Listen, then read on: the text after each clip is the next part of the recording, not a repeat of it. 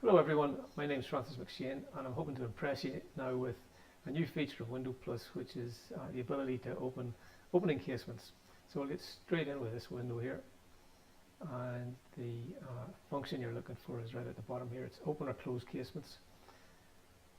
Okay, that, and you can safely pick all the casements because any casements that aren't opening you won't be offered. So it just goes through them one by one. So we'll make that one 0.5, that's how much open it'll be open half. And the next one will be 0.4. And we'll open the next one fully, we'll just make it 1.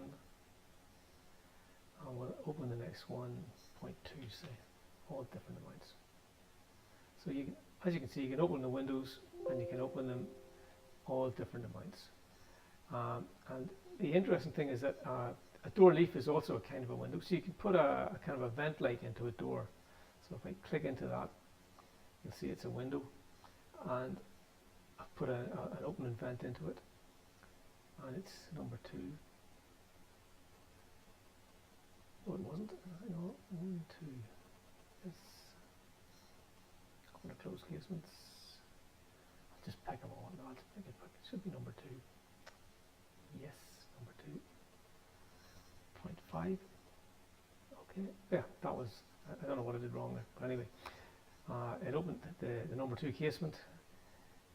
So if you want, you can have even an opening casement in a door, and just to kind of really make it look weird, we can actually open that door.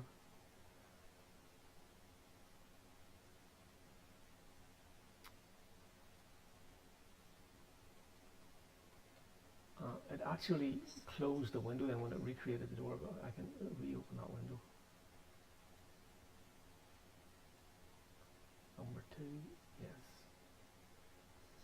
0.5, and it's retained how far open it was. Don't want to open it again. So there you go. An open door with an open vent light in it. I'm hoping you'll find that useful. I'm guessing it would be particularly useful for people doing visualizations or animations. Especially the fact that you can open them different amounts, so like if you're doing an animation you can show a window slowly but surely opening, that kind of thing. Same with the door, I guess. So do enjoy using that. Thanks for listening. Bye bye.